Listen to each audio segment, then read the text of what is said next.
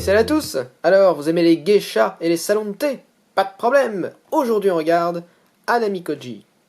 Dans Hanamikoji, vous incarnez des propriétaires de salons de thé dans la ville de Kyoto, au Japon, et vous voulez essayer d'attirer ces différentes geishas pour proposer des spectacles intéressants à vos clients. Alors, les geishas sont représentés par ces cartes qui ont chacune une couleur particulière et un numéro qui va de 2 jusqu'à 5. Alors, pour attirer ces geishas dans votre salon de thé, vous allez utiliser les cartes qui sont ici et qui correspondent, avec les numéros qui sont indiqués et les couleurs, à chacune des geishas. Alors par exemple, pour cette geisha qui a une valeur de 2 rouge, vous avez 2 cartes de rouge dans le paquet. Alors il y a aussi l'objet qui est représenté également sur la carte. Et vous avez à chaque fois, pour chacune des geishas, le nombre de cartes qui correspond à la valeur de la geisha. Par exemple, vous avez 3 cartes 3 bleues, 3 cartes 3 jaunes, 4 cartes vertes et 5 cartes qui correspondent à la geisha qui est ici avec l'objet qui correspond également. Pour la mise en place de Hanamikoji, on va disposer les geishas au centre de la table, entre les deux joueurs, et sur chacune des geishas, on va placer un petit jeton art, et on verra tout à l'heure à quoi il sert. Ensuite, chaque joueur reçoit 4 jetons qui vont symboliser les actions qu'il va pouvoir utiliser, et reçoit également 6 cartes depuis le paquet de cartes qu'on a bien mélangé. Sur les cartes qui restent, on va en prendre une et on va l'écarter du jeu, on ne sait pas ce que c'est, on ne la regarde pas, face cachée, ça met un petit élément d'incertitude dans le jeu, et les 8 cartes restantes, on les place sur le côté, ça va être la pioche pour cette manche de jeu. Alors, comment est-ce que vous allez attirer les geishas? Eh bien, en gros, on va jouer un jeu de majorité, c'est-à-dire que en main, vous avez des cartes, et durant la partie, grâce aux actions qui sont devant vous, vous allez pouvoir poser ces cartes de votre côté des geishas, et votre adversaire, lui, va poser les cartes de son côté des geishas. Et à la fin de la manche, on va regarder qui a le plus de cartes pour chacune des geishas, et c'est la personne qui a le plus de cartes objets qui va attirer la geisha chez lui. Par exemple, là, mon adversaire a mis 2 cartes qui correspondent à la geisha bleue ici, moi je n'en ai qu'une, donc à la fin de la manche, la geisha va venir chez mon adversaire. Et votre objectif, ça va être, à la fin de la manche, d'avoir 4 geishas qui sont venus chez vous, sur les 7, et donc si vous avez réussi, vous avez gagné la partie, ou alors, en comptant les points de chacune des geishas, d'avoir un total de 11 ou supérieur. Par exemple, si j'ai la geisha A5, la geisha A4 et la geisha A3 qui sont venus chez moi, alors je suis désolé, elle est un petit peu hors caméra, ça me fait un total qui est supérieur à 11, donc j'ai gagné, même si je n'ai que 3 geishas qui sont venus chez moi. Alors voyons maintenant comment se déroule le tour de jeu. Au début de votre tour de jeu, vous allez toujours piocher la première carte du paquet. Ensuite, vous allez réaliser une des 4 actions qui sont disponibles. Et une fois que vous avez réalisé votre action, vous retournez le jeton, vous ne pourrez plus la réaliser. Ce qui veut dire que durant la manche, vous allez réaliser 4 actions, et les 4 actions que vous allez réaliser seront différentes à chaque fois.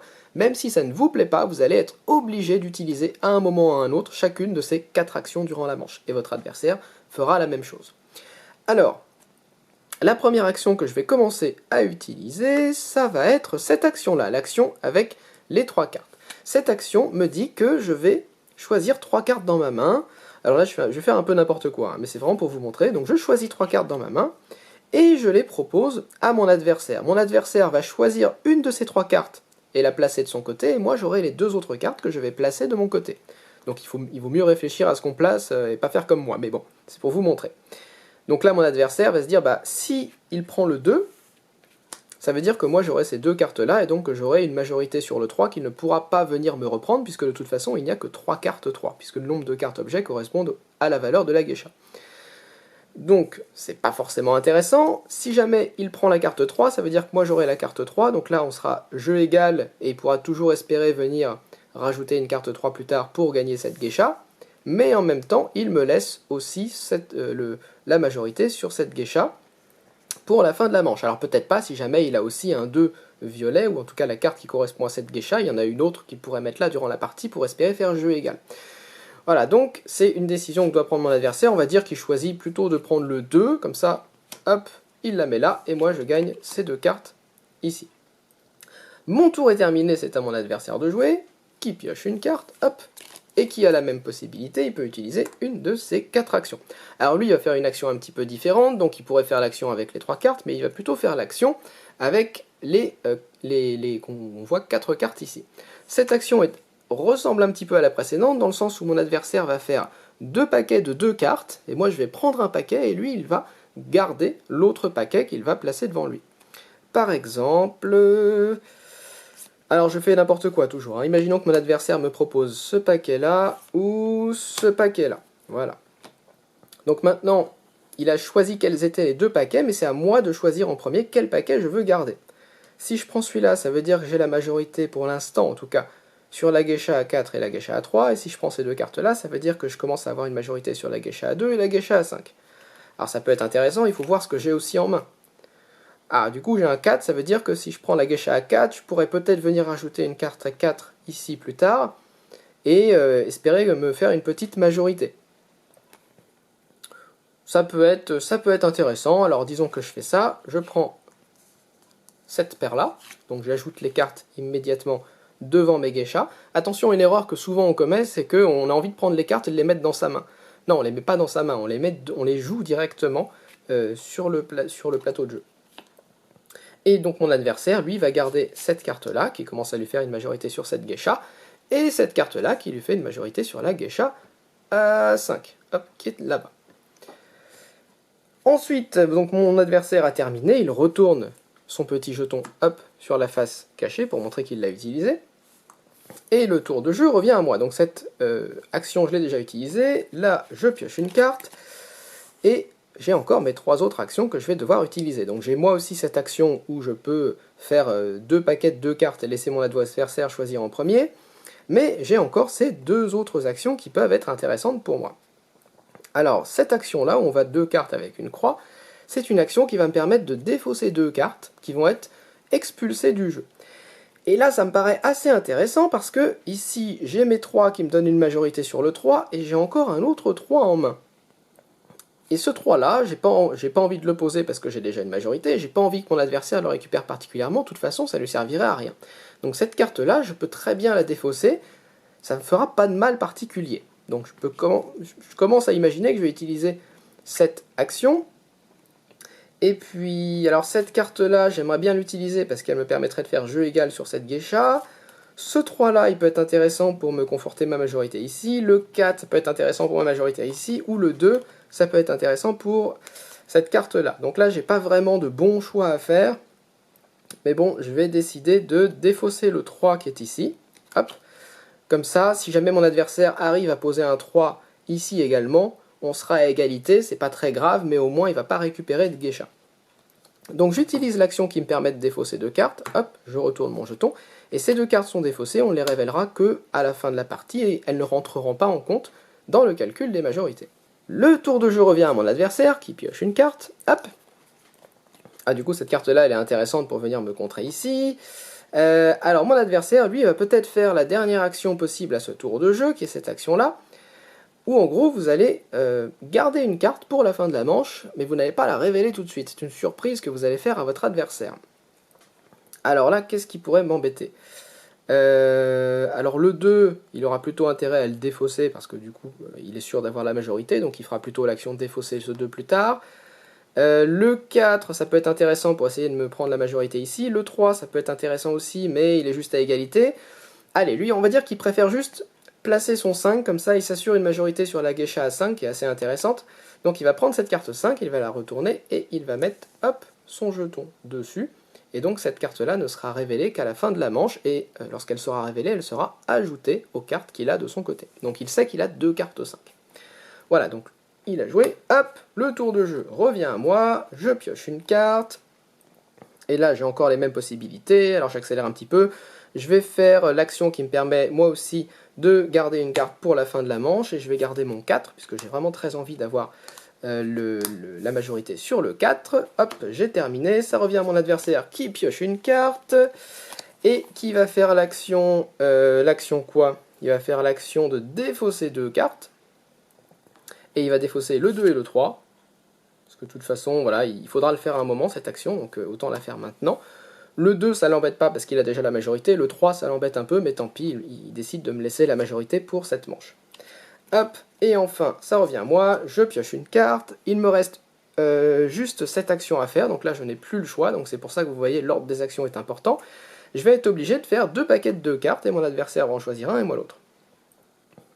Alors du coup, qu'est-ce que je vais faire ? Est-ce que je fais ça ou ça? Alors si je fais ça par exemple, mon adversaire va conforter sa majorité. S'il prend celle-là, ça veut dire qu'il conforte sa majorité sur le 5 et qu'on va faire jeu égal sur le 2, mais que moi je vais venir l'embêter sur le 2 également. C'est plutôt pas mal parce que de toute façon le 5, je sais que je pourrais pas aller récupérer la majorité et au moins je vais l'embêter sur les 2 qui sont ici. Par contre, si je fais comme ça veut dire que je lui laisse la majorité ici et que je lui laisse la majorité ici, même si je gagne sur celle-là. Bon, c'est un petit peu la même chose a priori, donc je vais faire comme ça, voilà. Hop, je lui laisse ces deux choix-là, donc mon adversaire choisit de prendre plutôt ça, il rajoute le 5 ici de son côté, et le 2 également de son côté, moi je rajoute aussi mes deux cartes 2 de mon côté. Donc comme ça, on a égalité sur cela, par contre il a pris la majorité sur la geisha à 5. Et enfin, dernier tour de jeu, hop, mon adversaire n'a plus le choix, il utilise sa dernière action qui est de me laisser choisir entre ces trois cartes. Et évidemment, je vais prendre le 4, parce que je ne vais pas lui laisser le 4, que je rajoute ici. Lui, il rajoute un 5 et un 4 de son côté. Hop. Et on a joué chacun nos 4 actions, il n'y a plus de cartes à piocher, on arrive à la fin de la manche. On va révéler les cartes qu'on a mises de côté grâce à cette action-là. Hop, et on les ajoute chacun sur le plateau, enfin sur l'espace de jeu. Hop, donc mon adversaire, lui, ajoute un 5. Donc là, il a clairement la majorité sur les 5. Moi, j'ai rajouté un 4. Et à partir de là, on peut regarder qui a la majorité sur les différentes geishas. Donc la geisha à 5, mon adversaire a 5 cartes, moi j'en ai pas, ça veut dire que le jeton art, hop, glisse de son côté, donc il a attiré cette geisha. La geisha à 4, hop, c'est moi qui l'ai attiré parce que j'ai 3 cartes, il n'en a qu'une. La geisha à 3 vient chez moi également. Celle-là vient aussi chez moi, celle-là vient chez mon adversaire, celle-là, le jeton reste au milieu parce qu'on a égalité. Ici, le jeton reste également au milieu parce qu'on a aussi une seule carte chacun. Donc on voit que mon adversaire n'a attiré que 2 geishas chez lui, moi j'en ai attiré 3, et ces deux-là sont indécises, elles restent au milieu de la rue. Donc pour l'instant, si on compte en nombre de geishas, personne n'a gagné. On peut regarder également en nombre de points, si quelqu'un est arrivé à 11, donc mon adversaire est seulement à 7, et moi je suis à 4, 7, 10. Donc aucun de nous deux n'est arrivé à 11 points ou n'a attiré 4 geishas, donc on va faire une nouvelle manche. Si jamais à ce moment-là, quelqu'un était arrivé à attirer 4 geishas ou à 11 points, la partie aurait été terminée et la personne aurait gagné. Pour mettre en place une nouvelle manche, on va tout simplement récupérer toutes les cartes qui ont été jouées durant cette manche. Hop. Ici et ici. Alors, on va laisser les jetons à l'endroit où ils sont, c'est-à-dire que cette geisha, elle est toujours chez moi pour l'instant, celle-là est toujours chez mon adversaire, celle-là également chez mon adversaire, et ces deux-là sont toujours indécises. Donc, je ramasse ces cartes, on ramasse également les cartes qu'on avait défaussées avec notre action de défausse, et on rajoute aussi la carte qu'on avait écartée au début de la manche. On mélange toutes ces cartes, et on recommence la nouvelle manche, exactement comme la première, à ceci près que... Donc évidemment, on retourne nos petits jetons qui nous permettent de faire des actions, hop. On recommence la manche à l'identique, c'est-à-dire qu'on va défausser une carte, qu'on va donner 6 cartes à chaque joueur.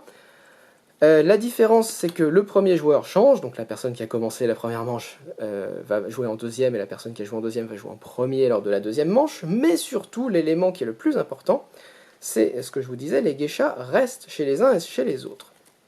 Ce qui veut dire que si, à la fin de la manche, on est sur une égalité de type 3 et 3, donc à la fin de cette deuxième manche, ici, moi et mon adversaire avons chacun une carte de chaque côté de la geisha. La geisha, si elle avait été au centre, elle serait allée chez personne, mais comme la geisha est déjà chez moi, elle va rester chez moi. Donc en fait, si mon adversaire veut me ravir la majorité ici, il ne peut pas se contenter, ou veut m'embêter, il ne peut pas se contenter d'une égalité, il est obligé d'avoir plus de cartes que moi. Si jamais à la fin de la deuxième manche, il a 2 cartes et que moi je n'en ai pas, la geisha, dans ce cas-là, ira chez lui. Mais si jamais il y a une égalité, elle va rester chez moi. Donc c'est un élément à prendre en compte pour la fin de la deuxième manche, puisque vous n'avez plus tout à fait la même pression. Vous avez besoin de faire venir des geishas en mettant plus de cartes sur celles qui sont chez votre adversaire, et vous avez peut-être un peu moins de pression pour les geishas qui sont déjà chez vous. Vous avez juste besoin de temporiser et de faire jeu égal avec votre adversaire pour être sûr qu'elles ne partent pas. À la fin de la deuxième manche, c'est la même chose. Si jamais quelqu'un a 4 geishas ou 11 points d'art, il a gagné. S'il n'a pas gagné, on fait une troisième manche de la même manière, avec les jetons d'art qui restent là où ils sont à la fin de la deuxième manche. Et à la fin de la troisième manche, si jamais personne n'a 4 geishas ou 11 points d'art, eh bien c'est la personne qui a le plus de points avec la valeur de ses geishas qui remporte la partie. Boum, et voilà, c'est tout pour Hanami Koji. Alors que dire? D'abord au niveau de la production, la règle, bof, pas exceptionnel, ça passe. Bon alors l'agrafe au milieu pour tenir les pages, merci bien, c'est vraiment pas la qualité exceptionnelle, mais bon le jeu est pas très cher donc on va pas non plus râler trop là-dessus. Je regrette un petit peu comme il restait un emplacement sur les punchboards. Ils ont fait un petit jeton yellow. Bah en fait j'aurais plutôt préféré un petit jeton premier joueur avec une théière ou quelque chose comme ça pour rester un petit peu dans le thème. Ça fait un peu le jeu qui a été vraiment fait à la va-vite quoi. En plus c'est une localisation, le jeu existait déjà, ils auraient pu faire un petit effort d'imagination pour mettre un jeton premier joueur au lieu de mettre un jeton yellow puisqu'il restait de la place. Enfin c'est vraiment un point de détail mais c'est des petites choses comme ça qui font que on aurait pu avoir un produit un petit peu meilleur et que finalement parce que je pense qu'ils ont voulu aller trop vite pour le produire et du coup on a des petites choses comme ça qui sont un peu décevantes. C'est dommage, c'est pas grave mais c'est un peu dommage. Donc les illustrations sont magnifiques, à part ça vous le voyez c'est vraiment très très très joli.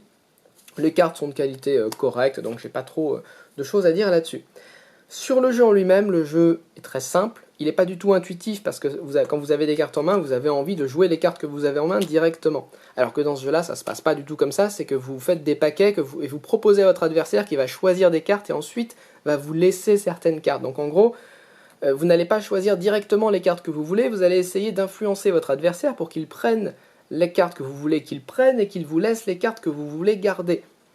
Donc c'est cette réflexion-là qui n'est pas du tout intuitive et qui est assez intéressante finalement dans ce jeu-là.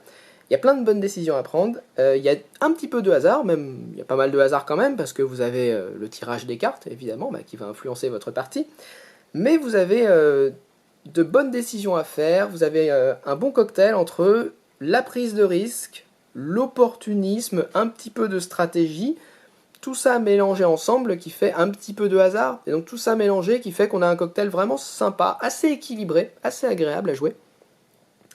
Mais qui vous plaira pas si vous êtes allergique au hasard ou si vous voulez une information pure et parfaite. Mais si vous aimez des jeux à deux qui sont simples mais qui ont une bonne profondeur de jeu, qui sont simples sans être simplistes, qui sont rapides sans être trop rapides, c'est un jeu qui pourra vous convenir et qui est vraiment qui est assez sympa. Pour moi c'est pas transcendant, j'ai pas eu l'illumination, j'ai pas envie d'y jouer en permanence, mais je reconnais que le jeu est vraiment très bien fait, qu'il est très malin, beaucoup plus malin qu'il n'y paraît, avec juste quelques cartes et quelques jetons. Il y a quand même de bonnes choses à faire et des bonnes réflexions à avoir, et c'est ça qui est intéressant. Et donc c'est un jeu que j'aime bien, qui est vraiment appréciable, même s'il n'est pas pour moi formidable absolument, mais qui pourra plaire à beaucoup de gens en tout cas, et qui sera accessible et au plus grand nombre. Voilà, donc j'imagine que vous savez assez pour voir si le jeu est fait pour vous ou non. N'hésitez pas à laisser un commentaire, à mettre un petit pouce vers le haut, à vous abonner, et moi je vous dis à la prochaine fois.